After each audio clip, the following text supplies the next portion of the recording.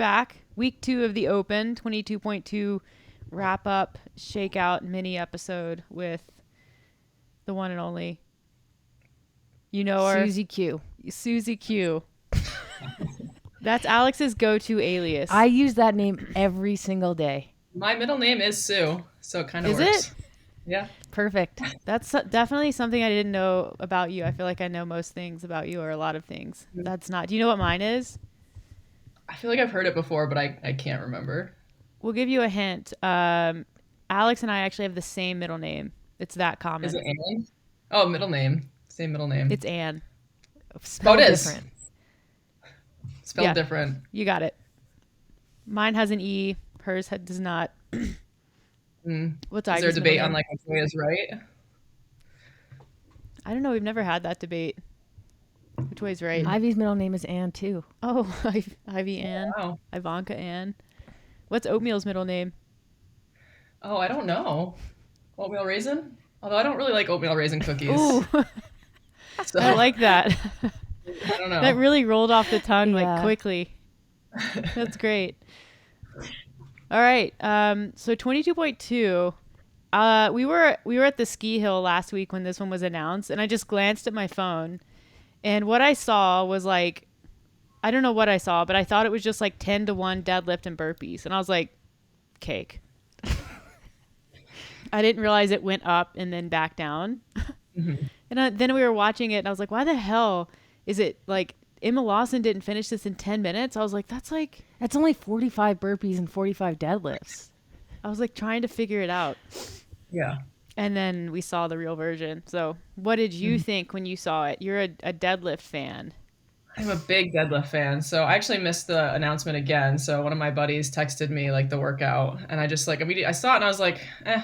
I was like, everybody was like, oh, you must be so excited. It's deadlifts. And I was like, yeah, but it's not like, for me, it's not a deadlift workout. Like, cause I do love deadlifts so much. And that weight for me is, I think, and for most people, pretty movable at this point. So I kind of thought it was more of a burpee workout, burpee pacing cardio type deal. So like obviously happy to have deadlifts, but not super happy to see them paired with burpees. It's a lot on the low back. Yeah, I actually didn't feel it in my low back because when it's lighter for me, I kind of deadlift like an asshole. I kind of do almost like a Romanian deadlift and just straight up into the hips. So my hamstrings were pretty tight, but my back was fine afterward. It's good. Save the legs. Yeah, exactly. Screw your back. Yeah. Screw your hamstrings. Who needs them?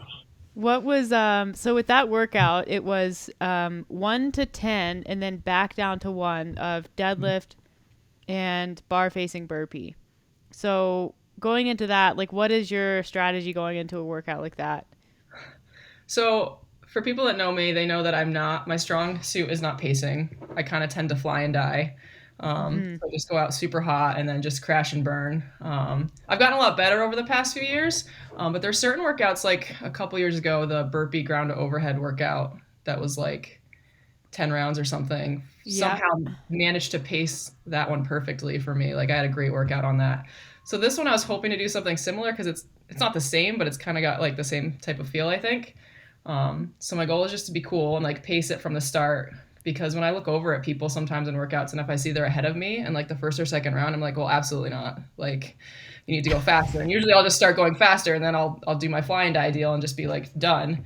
But this time I managed to like actually be cool and be like, saw that they were going faster. And like internally I was just like, no, Allison, like be cool. You have a strategy. Like, just, stay at your pace and go for the whole time. And my goal was to not rest. I'm also a chronic like rester on my knees, hands on knees. After sets, like I'll take breaks and just rest with my hands on my knees a lot. So the big goal for me was to just keep moving and not rest the whole time, and pick up the deadlift bar right after the burpees, since I knew that was like kind of like the easy part of the workout for me. So I was super happy with how I paced it. I did keep a pretty steady pace the whole time. So yeah. Do you have like a mantra or something that starts running through your head when workouts get inevitably difficult?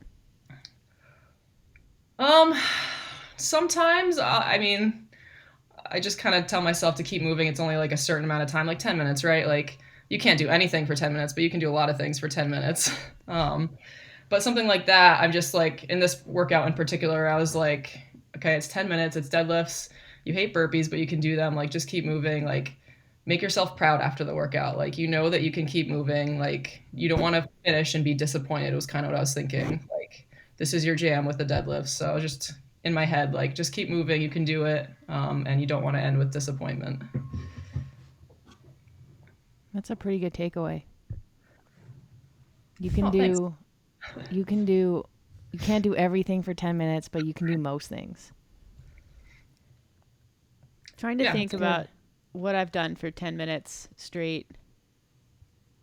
I know we have like a Nordic spa nearby, and it has like hot tubs, warm tubs, and then like cold tubs. And you're supposed to just like intermittently use the cold one. You get in the cold one and then you go get back in the hot one. No one's in the cold one for more than like, I don't know, 30 seconds because it's like very, very cold. It's basically an ice bath. And Okay. so we got in there one time and it was like, do you think we can stay in here for a minute? And then we get to a minute and it's like, do you think we can stay in here for 5 minutes? And we Ooh, ended up sitting in that damn cold tub for like 20 minutes. So, yeah, that's I would say that that's accurate. That's pretty solid. Where did you feel this workout catch up? Like when did it start feeling like, okay, this is getting real? Yeah, so I was, I think, at the 5 minute mark, like about halfway up the ladder, or just finishing like my round of 10. And I was like, I know I can't finish. Like, I'm not going to be able to keep this pace the whole time. So I think once I hit that like first set of nine, 10 is where it started to kind of catch up to me a little bit. I slowed down a little bit on the burpees, but still kept like a pretty steady pace. And I think it helped at one point. I heard one of my friends, because I was actually with the big like group this week at the gym doing the whole like, not Friday night lights because we do Saturday, but it was like a big Saturday morning to do. So it was like in a group in a heat with some other people, and one of my friends was in the heat, and I heard our other friend who was judging just yell out, "You're ahead of Franco, keep going!" I think it was like in the round of 9 or 10, and I was like, okay. And obviously, like you're doing it for yourself, but some friendly competition always helps fuel the fire a little bit. Yeah. I like I that. feel like whenever it's a ladder that starts with 1 and goes to 10, you get to 5 and you're like, I am absolutely demolishing this workout. And then you hit 7 and you're like, never mind. Yeah, because you get to it so fast, and you're like, oh, like I'm definitely gonna finish, like no problem. And then you get, like you said, to like the upper rounds, and you're like, okay, probably. Do you find do you go into workouts, does your mindset shift if it's an AMRAP versus a 4-time activity? Yeah, for sure. I mean, it depends on the day too. Like AMRAP, sometimes I'll just tend to cruise because like it's you still want a really good score, but it's not like a 4-time workout where like you could potentially be like the last one finishing and everybody's just Mhm. like, what are you doing? So I think I push a little bit harder in rounds per time typically than I would in an AMRAP.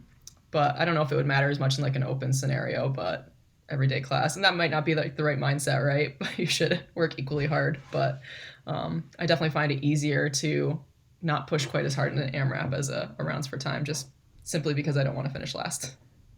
I heard that Mallory O'Brien was in town. Yeah, pretty cool. She's training with Matt, so I think he was out of town last weekend at the Arnold. So they came and did, her and Jake Marconi came and did the open workout at 8:02, like right in the middle of our Saturday, like big session. So like we stopped everything and like they did their thing. It was really cool to watch. And then I went after that in the second heat after that, so that was super fun. Motivating, very motivating to compare scores.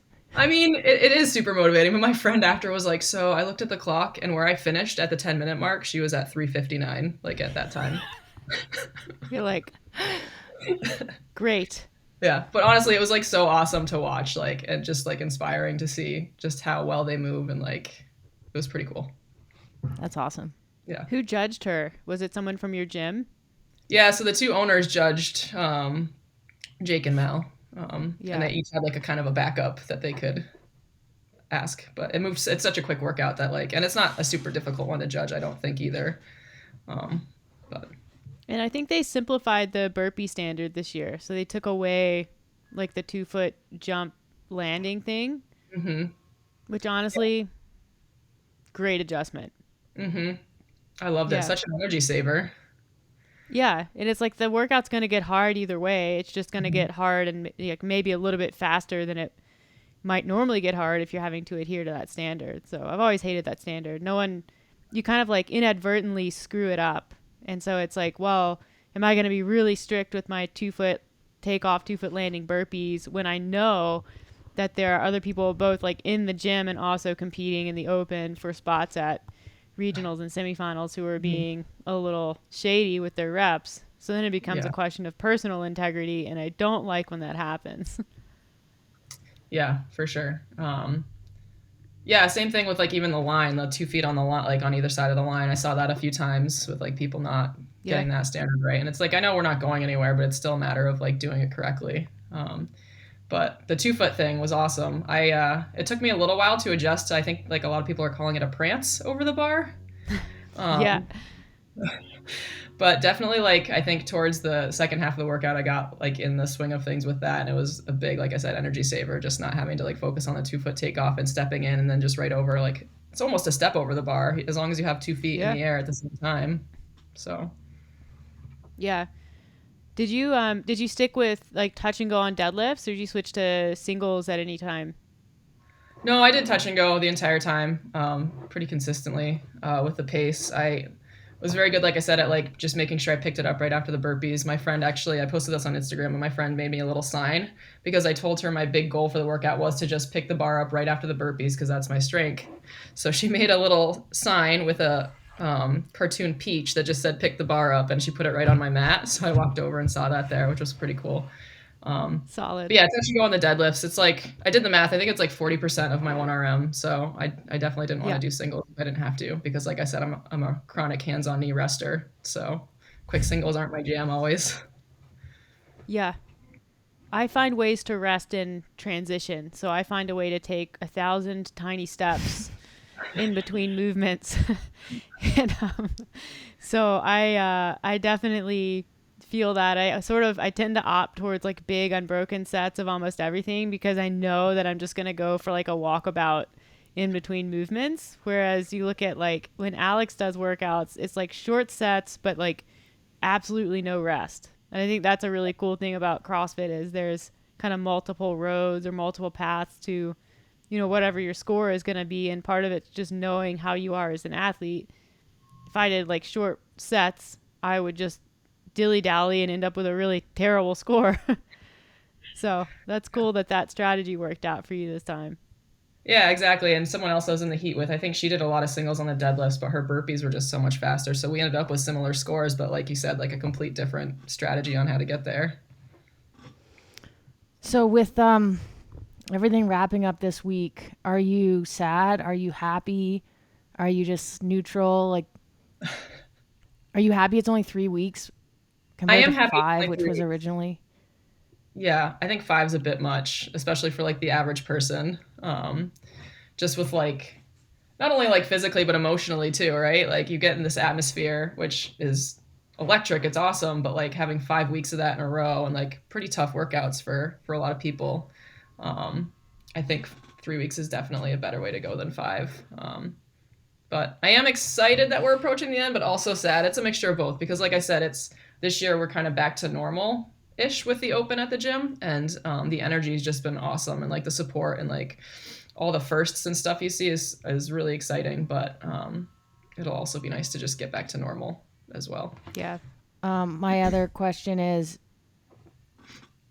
we're probably going to see some gymnastics in week 3 of, I don't like predictions. So of the gymnastics movements, which one would you prefer to see for your strengths?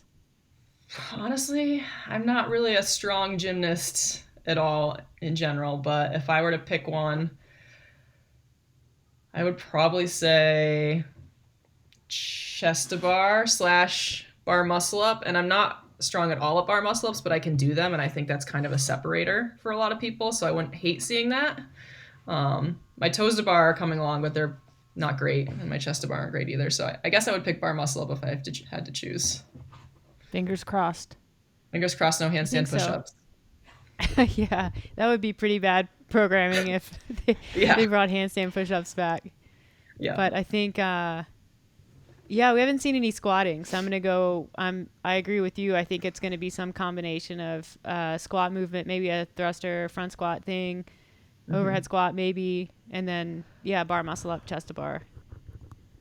Do we Kind of think there'll be like skinny. a separate strength portion, like a A and B like last year, Yeah. or yeah, Yeah. I hope so. Yeah, I do. You do? I do. All right, Alex Or it says will yeah. be, or there'll be a ladder of some kind. Yeah. I was thinking it could be. They've never done a heavy thrusters.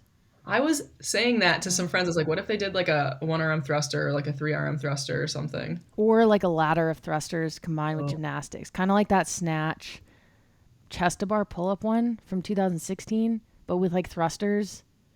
That would be kind of cool. Yeah, But we'll see.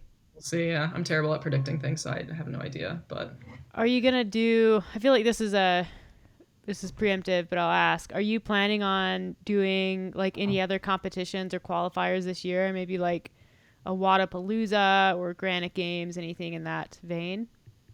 yeah, I don't think so for this year. I'm probably gonna do just like some local competitions or like some in the Northeast. But I definitely want to do another like Wadapalooza or Granite Games. So I'm thinking maybe 2023. Kind of get my stuff together a little bit more before then. But definitely looking forward to some like summertime local comps. Yeah, it'll be nice to have those back for sure. Yeah, definitely. All right. Well, thank you again for your time today and your take. Always insightful. We Nice way to will do this again next week. I have a great question prepared for next week. You do? Yeah. You want to spoil it? Nope. All right. No The anticipation's spoilers. gonna kill me for a whole week. It has to do with the open. Okay, a great spoiler. Thank you. It's like so typical. You'll love it. You'll love it. Yeah. Okay. So, any closing words from you as for people as they prepare for the final week? What's the motivating line from Allie Lamay? I don't know if it's like one line, but just have fun. And like, I know people are probably emotionally and physically drained, but just remember that we do this for the community. We do it for fun. So don't take anything too seriously, score wise, leaderboard wise. Stop checking it every day and just have fun. I like it. Thank you. We'll do Sure. this again next week. Okay. Okay.